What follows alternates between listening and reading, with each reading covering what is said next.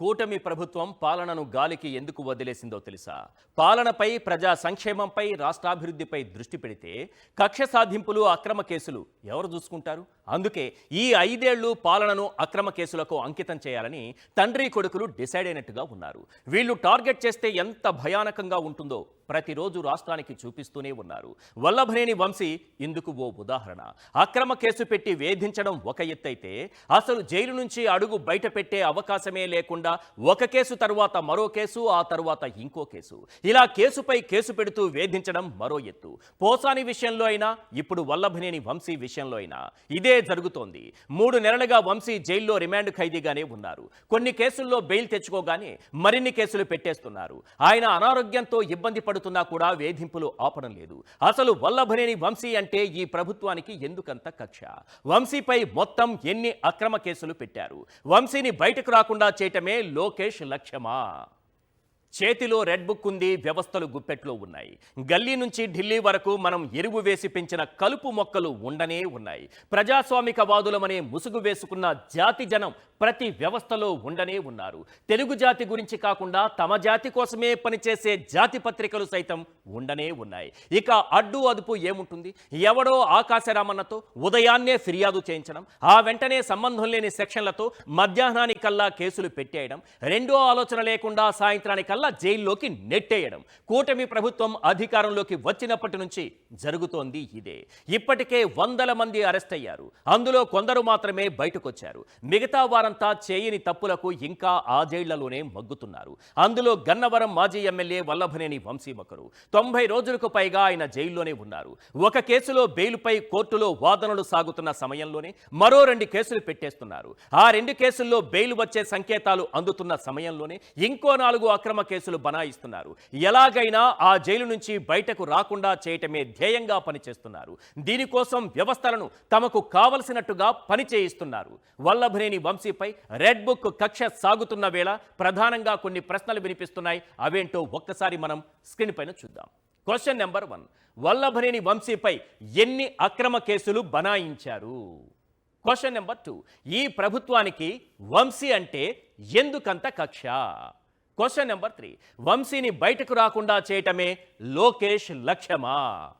Question number 4, red book కక్ష సాధింపులు హద్దు మీరుతున్నాయా? రాష్ట్రంలో రెడ్ బుక్ కక్ష సాధింపులు కొనసాగుతున్న సమయంలో వినిపిస్తున్నటువంటి ప్రశ్నలివే. గన్నవరం మాజీ ఎమ్మెల్యే వల్లభనేని వంశీపై అక్రమ కేసుల పరంపర కొనసాగుతోంది. కూటమి ప్రభుత్వం ఆయనపై ఇప్పటికే 10కి పైగా తప్పుడు కేసులు నమోదు చేసింది. వీటిల్లో కొన్ని కేసుల్లో బెయిల్ మంజూరు కావడంతో ఆయన జైలు నుంచి ఎక్కడ బయటకు వస్తారోననే అక్కసుతో మరిన్ని కేసులను తెర మీదకి తీసుకొస్తూ వేధిస్తోంది. అయినా న్యాయస్థానాలపై నమ్మకంతో పోరాటం సాగిస్తున్నారు వంశీ. ఒక్కో సమస్య సాలెగూడును ఛేదించుకుంటూ ముందడుగు వేస్తున్నారు.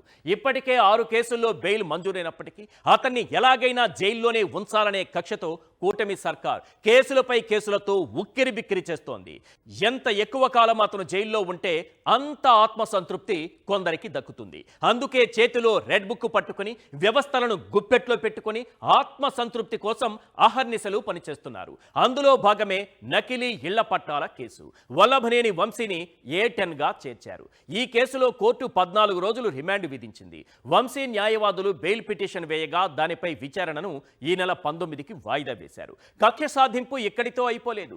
గ్రావెల్ తవ్వకాల్లో అక్రమాలకు పాల్పడ్డారంటూ మైనింగ్ ఏడీ ఇచ్చిన ఫిర్యాదుతో వల్లభనేని వంశీతో పాటు మరికొంతమందిపై గన్నవరం పోలీసులు మరో అక్రమ కేసు నమోదు చేశారు.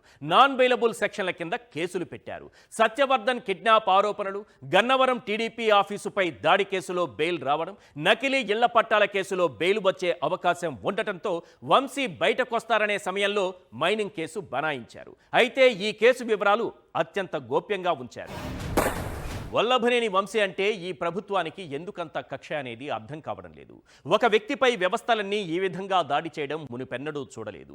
100ల కోట్ల ప్రభుత్వ సొమ్మును స్కిల్డ్గా దోచేసి ప్రజాధనాన్ని లూటీ చేసిన వ్యక్తి 53 రోజుల్లోనే జైలు నుంచి బయటపడ్డారు. మరి వంశీ చేసిన నేరమేంటి? 100ల కోట్ల ప్రజాధనం తినేశారా? టీడీపీ ఆఫీసుపై జరిగిన దాడిలో వంశీ ప్రత్యక్షంగా పాల్గొన్నారా? గ్రావెల్ తవ్వకాలు, నకిలీ ఇంటి పట్టాలు లాంటివన్నీ తప్పుడు కేసులు కావా? అయినా వంశీ అంటే ఎందుకంత కక్ష? ఇదంతా రెడ్ బుక్ రాక్షసత్వంలో భాగమేనా? లోకేష్ దీన్ని పర్సనల్గా తీసుకున్నారా? ఇది వంశీకి లోకేష్కు మధ్య జరుగుతున్న యుద్ధంలా మారిపోయిందా? ఈ ప్రశ్నలకు ఇప్పట్లో సమాధానం రాకపోవచ్చు. ఇది కేవలం వంశీ కథ మాత్రమే కాకపోవచ్చు. ఎందరో చేయని నేరానికి జైళ్లలో మగ్గుతూ ఉండొచ్చు. కూటమి కక్ష సాధింపులు మరో 4 ఏళ్లు కంటిన్యూ కావచ్చు. అధికారం చేతిలో ఉంది కదా అని రెడ్ బుక్ రాజ్యాంగం అమలు చేయొచ్చు. తప్పుడు కేసులు పెట్టి ప్రత్యర్థులందరినీ జైళ్లలోకి నెట్టొచ్చు. కానీ ఈ అధికారం ఎవ్వరికీ శాశ్వతం కాదు మిత్రమా. ఖచ్చితంగా ఎప్పుడో ఒకప్పుడు సమాధానం వస్తుంది.